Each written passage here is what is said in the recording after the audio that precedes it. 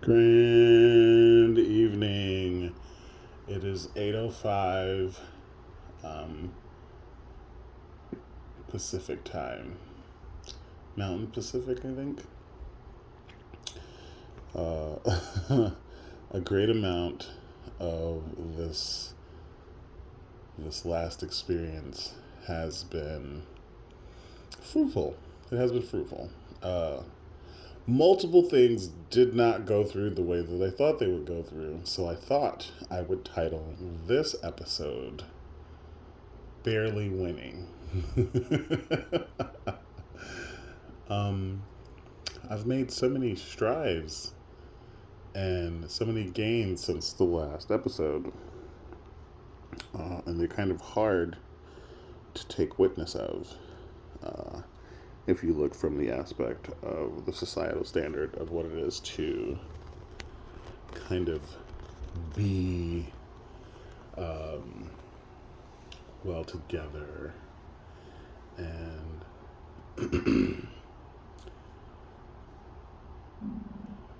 uh, like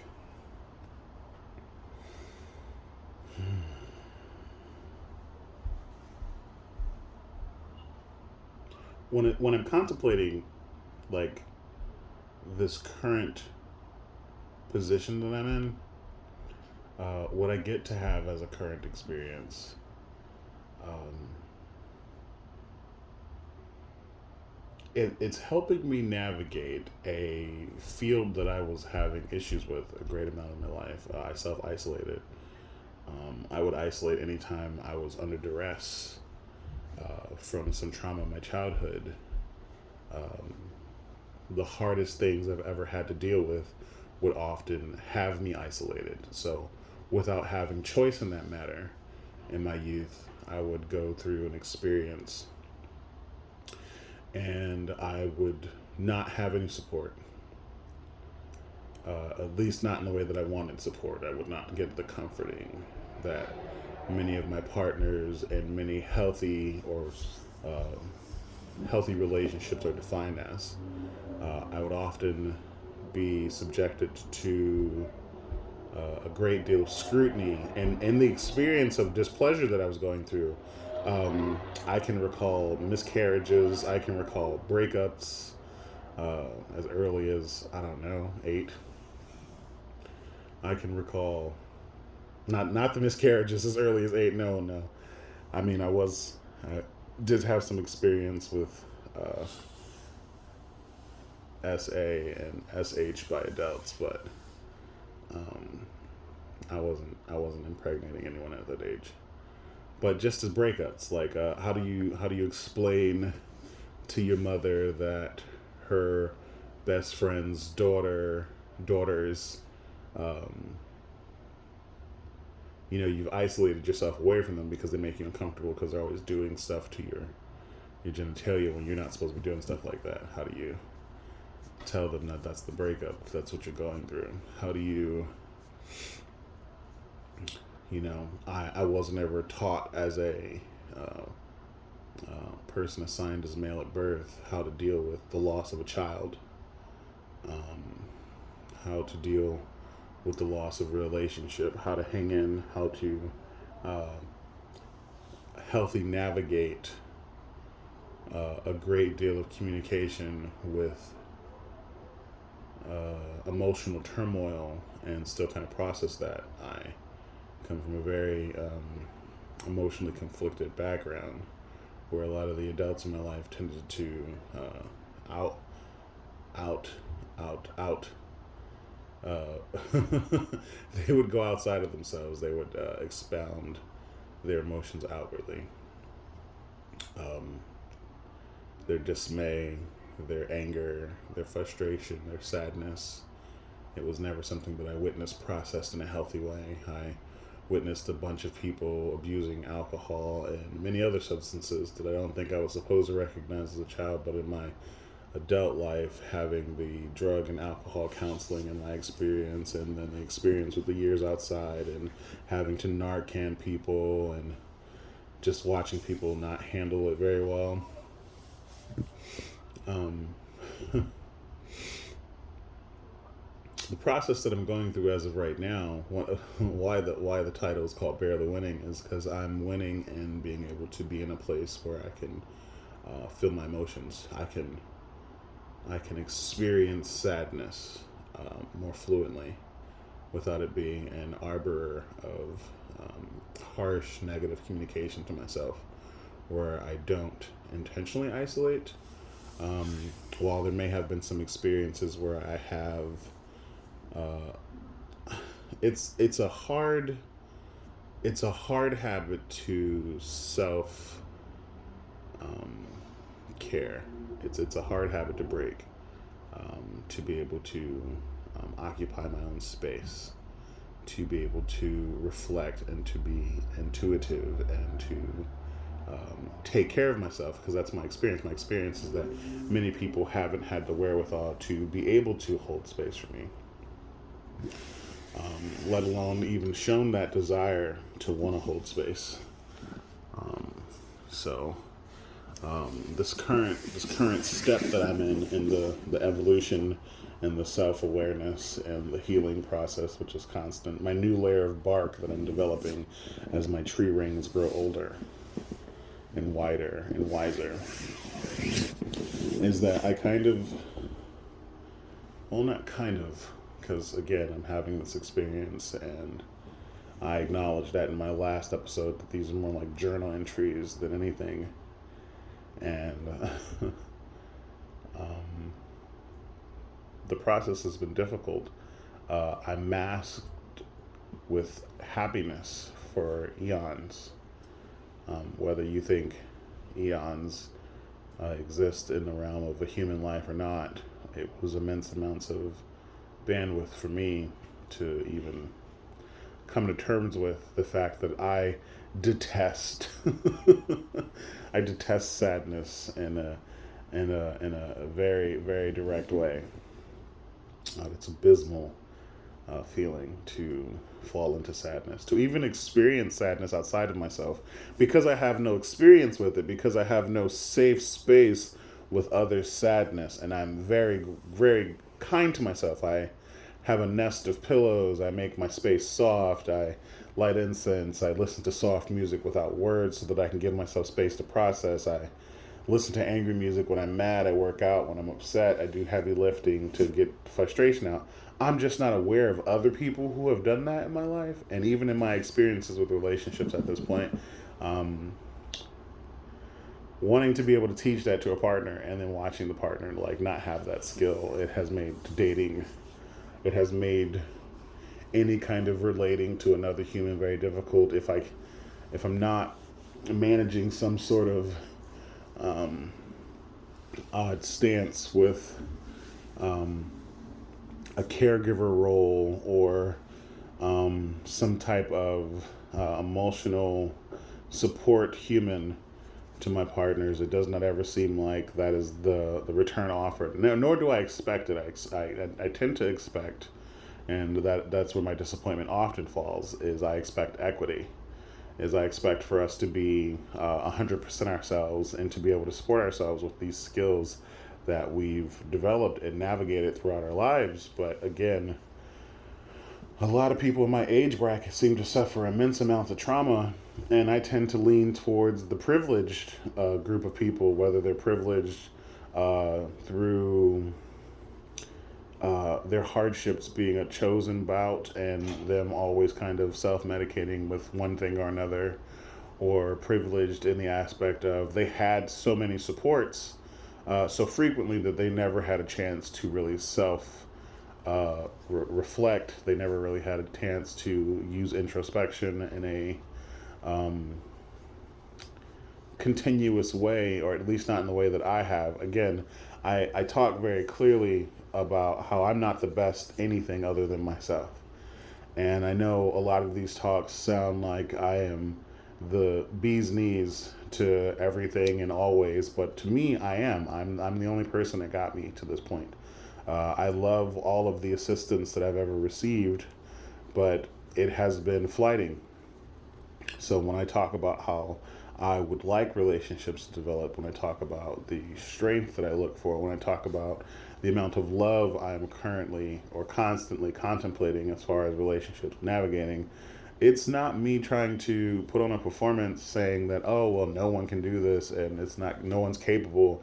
It's me saying, I wish, I hope, I have a dream, I have a hope, I have a desire to experience this pleasure, this pleasurable response as far as being not catered to, but cared for.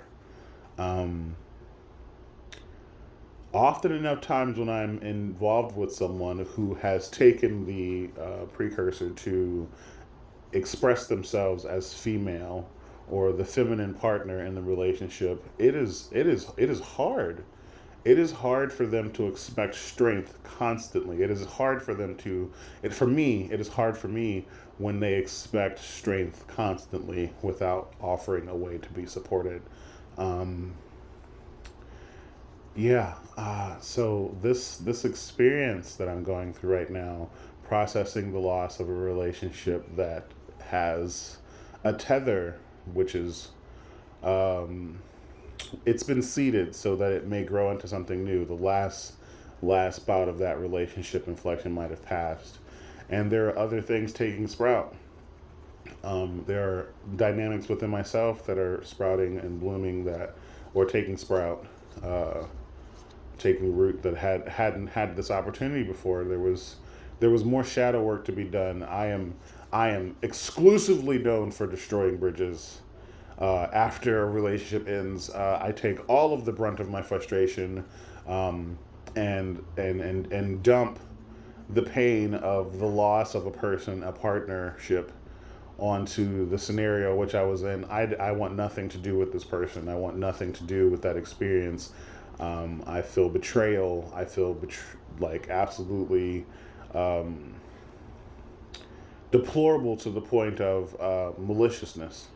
Uh, I used to have that expression very consistently, and even now I practice not doing it. I'm very trigger happy with people would say, "Oh, I destroy bridges." I literally used to profess that no, I knew countries. What bridge? What river are you referring to? What connection? What establishment? Who's this? Where are we? What planet are we on? I would decimate areas. And this last year has given me the opportunity to really kind of connect with people in a way where I can safely use the word friend. I have trauma with that word. I have trauma with the word family. Um, to try to develop healthy platonic relationships or healthy relationships where the investment isn't completely physical.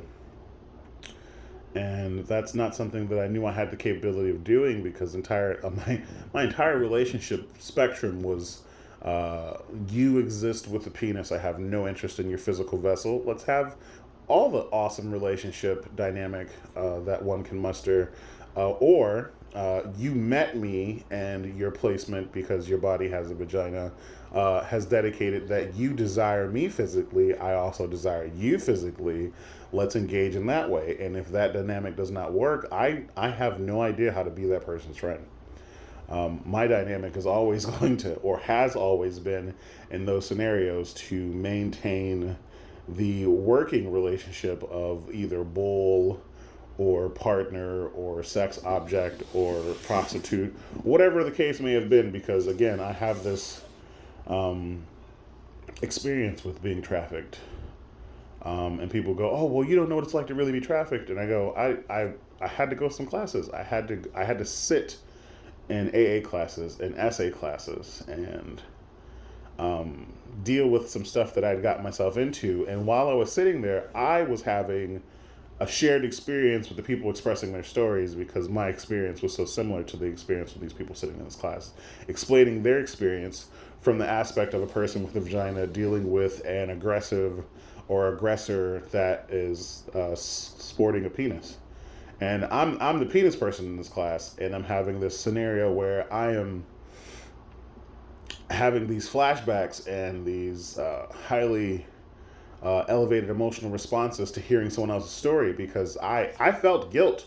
I still feel guilt um, and remorse for the things that I had done in my past as far as like showing my aggression to people who were pushing against my boundaries, and I didn't have the wherewithal to just leave those situations in an earnest way. But also, I felt like I was sitting in the chair of telling someone that I have a boundary and watching them trample all over it just because they felt like it. And again, I stand at 6'6". I weigh 3 something. I don't measure exactly. I was 383 the last time I checked. Um, to have someone smaller than me consistently berate me has been one of my life experiences, because I have been at least 5'11" since I was 11 years old. uh, so now that I have these skills, like, the calm, the patient, the breathing techniques, the working out, the space away from interacting with physical response to that addiction, I'm curbing my enthusiasm with food, but it's taking some time because I just packed my house full of vegetables. So I'm working on some sort of fast in that regard without going through the display of, oh, I already did it, so, I don't actually have to do that now. It's a strong desire of mine to not be triggered into eating. Working on getting myself some kind of smoothie maker and or food processor so that I can readily mince food faster. Blenders have a small base, so it's harder to make food liquefy in them, especially when your blender is as old as it is. But it'd be doing its best. And if I take my time, I can definitely make a great amount of liquefied fruits and vegetables together so that I can still get something of a liquid diet. But it does not curb the enthusiasm, because the addiction is not only in the release of dopamine and serotonin is not only, or oxytocin, isn't only in the consumption of food, it's the chewing. My body has a response to chewing, so I'm working on stocking up on bubble gums and having bubble gums readily at the ready, using ginger for a while to kind of navigate that space. But the ginger, I eat the ginger, so because I like ginger. If you haven't had teriyaki or ginger mushrooms or ginger pork or ginger, you won't know the pleasures of ginger. I'm also, at least someone in my family told me that I'm Jamaican from an island at some point in time. So I've grown fond of the food there, and the spices that happen to dance around that culture. With that being said, again, back to the skills that I'm working on right now, as far as like just like even in this conversation, you can hear my nose, I'm sniffling, but it's not from sadness, but you can't hear the response in my eyes as I work through the process of sadness. Now I've definitely sound sad in a couple of these videos, and even in some of my songs, I've cried, full and cried, and still recorded. And had that be a looping sound in the background of my tears falling as I record, speaking through the tears.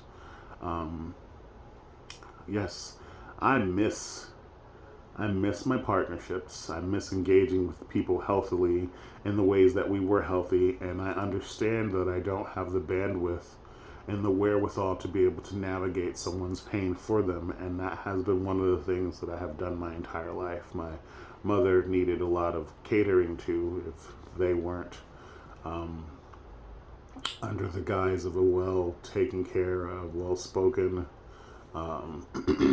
parent. And just about everybody else in my family seemed to be navigating some kind of conflict and dancing around and tiptoeing on words so that they wouldn't feel triggered by those statements, because they had something to prove or somewhere to need to go or to live. So whatever the reason may be. Maybe my uncles beat the living snap out of me because I looked like my mother, but I was her son, and they could never do that to her in her youth, and I was her height, and they just exacted revenge when they could. I really don't know. I don't have a full understanding of it. Maybe my mother put me out because I looked like my father. I'm not really sure. Maybe other people abused me because their fathers weren't in their lives, so the first male that they could assert dominance over was pleasurable for them. I really don't understand. All I know is that whenever I felt the inkling of someone trying to abuse me, I would defend myself. I learned at a young age that exacerbating an anger response outwardly would get people to stop doing what they were doing.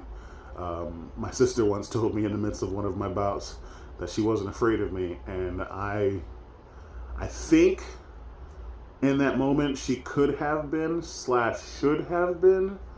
I'm not proud of that, but at least once in my life, for both parents, I have threatened their lives and meant it with everything in my full being. Um, yes, my father had to call my siblings crying one day after me and him got into a scuffle after he tried to come at me with a pair of scissors and cut my hair. And my mother, I expressed very clear to her that they did not have the right to touch me in a way that was uncomfortable to me, or it was called molestation. And I told them that if they did it again, I would end their life. Not that they couldn't touch me, that they couldn't touch me in this particular manner.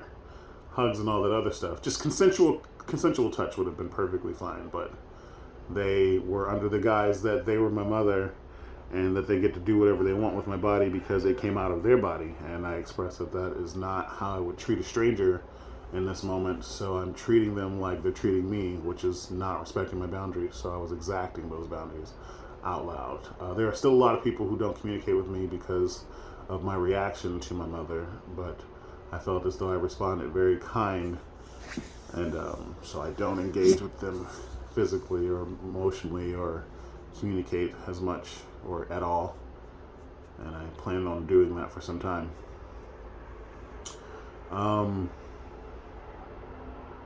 As of right now, I think you can probably hear the sadness creeping up in my tone. I'm still enunciating. I'm still speaking in this particular code switched language that I learned to overcome my stutter as a child. There are just many things. Like I try to get into these talks without quoting so many people, without going through some of the data that I've collected in my life. And I really try to talk about my experiences without trauma dumping. I don't like those terms. I don't like hyper, over vigilant. I don't enjoy those because it makes it seem as though any one person's experience isn't normal to them and it's excess to someone else. Like hyper vigilance. Nope, it's just regular vigilance. If you grew up in a war zone, you'd have that amount of attention. Over explaining, it isn't over explaining. It's just explaining to the point of comfort. That's how TED Talks happen. TED Talks are over explaining. It isn't a hyper focus. It is literally focused to the amount of someone's passion. And so those terms kind of like irk my soul a little bit. Very, very much against them. I have no degrees. I have one certification. I can't even tell if it's real or not because they won't send me the actual certification, even though I took the class and put the hours and I am registered on their website. But I digress, and in 2 years, I'll worry about what that looks like and what I got to do as far as study and updating that if I desire to do so, because they expire every, 2 years. I will cross that bridge when we get there. If I don't do good. Yeah, no, I'm just grateful to kind of be in this space, even though it's sad as fuck. It is very painful. Because I've never sat in this. I would distract myself. I would be knee deep in someone else right now. Multiple people, actually. I tend to like a hand of cards dealt when I need to absolve myself of my emotions. I tend to focus quite intensely on myself, give myself a great amount of focus very quickly. I like to problem solve. I like the solution. So then my solution, working out would intensify right now. I'm just wallowing. I'm just being in the sad. And that is a new thing for me. I'm not crying. I'm not bawling my eyes out all the time. But I am allowing myself to just be sad. I'm not taking my frustrations off on myself physically. I'm not doing any high-risk behaviors, quote-unquote, like, every other person in Portland on a daily basis because of alcohol and sex, constant. Oh, did you see those lights go out? That's nice. I like that. Oh, no, they were in this building, so you didn't see them go out. That's fine. Yeah, I'm living in the experience, but I I'm winning. Even though it doesn't feel like I'm winning, I'm successful in this particular battle. I am making strides here in a place that I'd never felt like I was making strides. And the reason it doesn't feel like I'm making strides is because I am allowing myself to feel sad, and my body wants to react. My body wants to defend myself from the sad. Sadness has been unequivocally hard for me. Again, the loss of children. I have 10 miscarriages under my belt as a person who has attempted to create life. I have lost relationships en masse, and a multitude of times I was pursuing people who had children because I wanted children. So there are a multitude of step-children-esque kids out there, probably 65 plus, that I am not involved with anymore. And thinking about my children, let alone the children that are not my children that I don't have at the ready, often creates a pain in me that I would navigate through quote unquote distraction or chemical response or food substance or again physical response with another mate to try to kind of sequester that feeling in myself. But yeah, this was just to acknowledge, if anyone's going out there, because Portland is depressive as hell. Not like I love the rain, so it makes me very happy when it rains. But everyone else is like sad. You guys get like winter depression, and it's real, and it's like it's cloudy here like 80% of the year. It's cloudy like 80% of the year, and I fucking love water droplets and rain, and like I'm working on developing some type of cover for my phone so that I could take pictures in like full storm force. But like, I'm telling you, the like fentanyl, and this isn't funny, but like fentanyl and the meth is going crazy right now, let alone the alcoholics are starting to roll out in drove. And so like, I'm acknowledging that because of my sobriety in a lot of the ways, like I'm not doing any of my habits. There was a great big pause there because this is YouTube and I don't know what I'm allotted to say. I know I can swear. I just don't know what particular subject matter I'm supposed to not talk about yet because I don't read those rules really clearly. Someone else will do it. Get somebody else to do it. But I am sticking to the boundaries enough to be able to have this conversation. I really was going to make this conversation like 10 minutes, but apparently I had enough to get off my chest. I also noted, so this is for other people who just consistently listen to these podcasts / watch these videos on YouTube, because I have gone away from just taking pictures of myself or like recording myself, which I'm not against. I'm going to get back to it, but this is how I normally fall into this lull of I would like to record something like right in the evening. And it isn't every time. I've been writing a letter to someone that I plan to give to them, and this plus that is the closest I've come to journaling. So this experience, if you're feeling sad, because I kind of went off on a tangent there, we all know that we don't all know.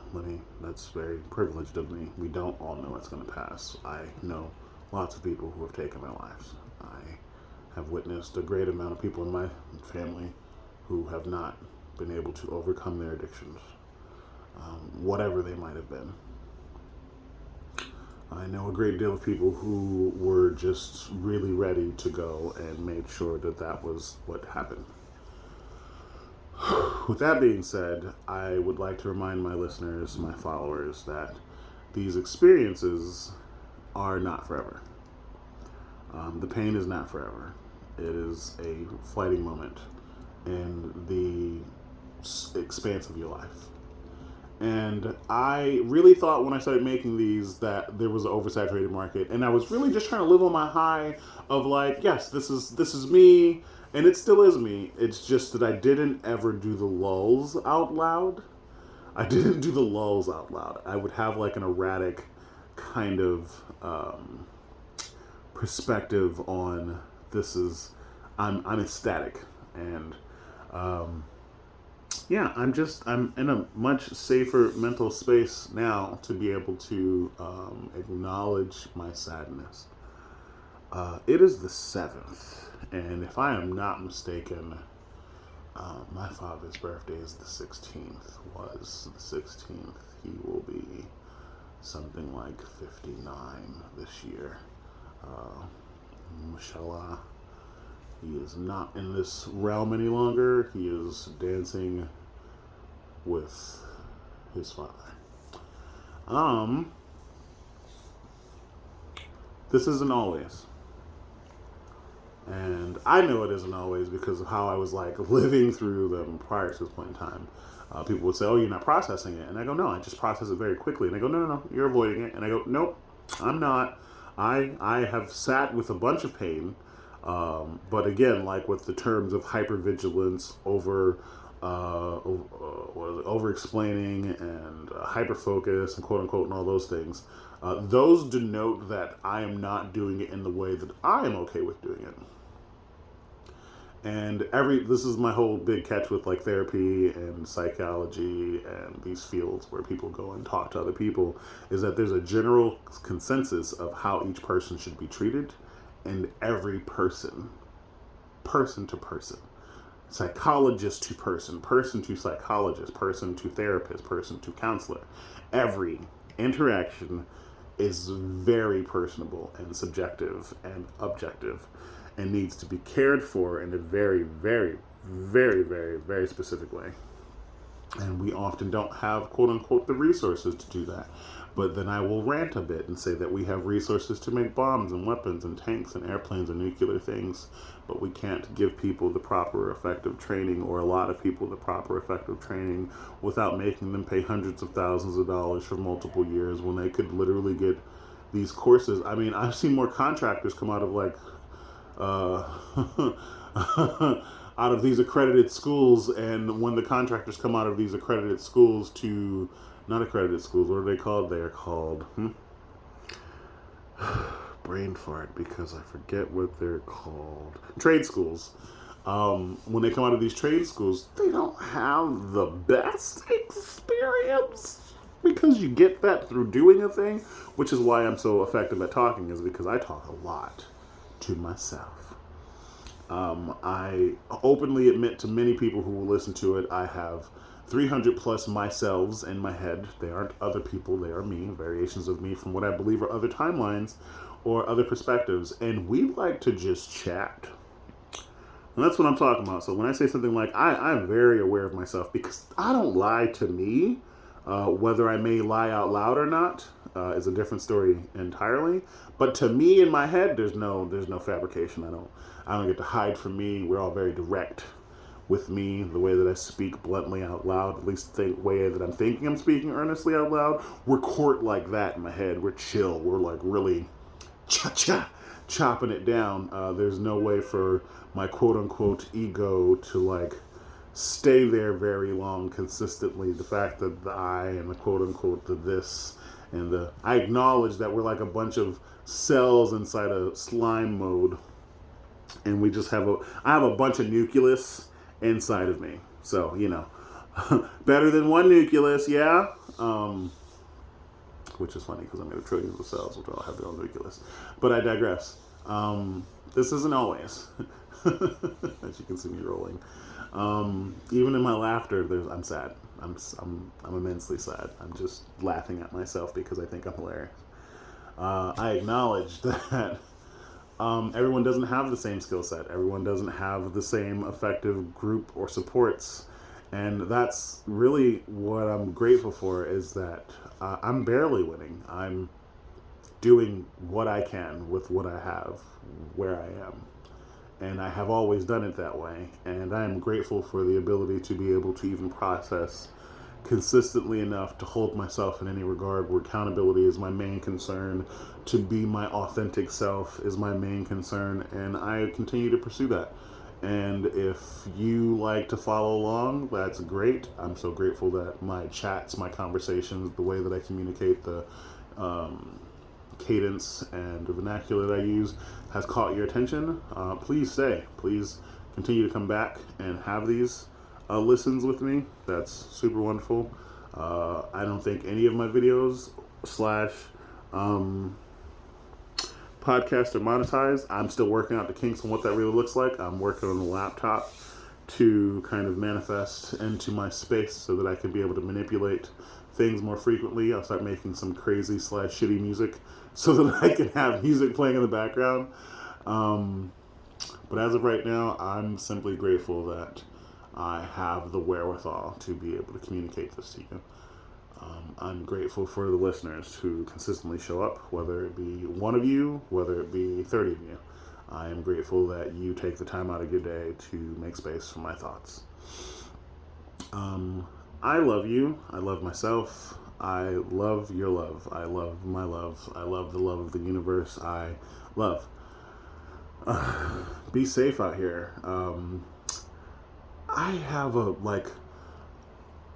scratchy feeling in my gut that something weird's gonna happen soon. And weird being the etymology of the word destiny, and also the colloquial usage of uncomfortably unknown is going to take place. Again, I'm not really sure what. I don't navigate that well in that regard, but I acknowledge that there's some discomfort coming up. So if you get to this before the discomfort, or you get to this after the discomfort, I am acknowledging that I felt immense discomfort coming up from this nation. Be safe. Always, all is well. Always. Thank you for listening. This is episode 2, season 3 of Barely Doing Stuff Now with Words. And I think I titled this one Barely Winning. If I didn't, I don't know. I'll check back later. All right, you guys, be safe.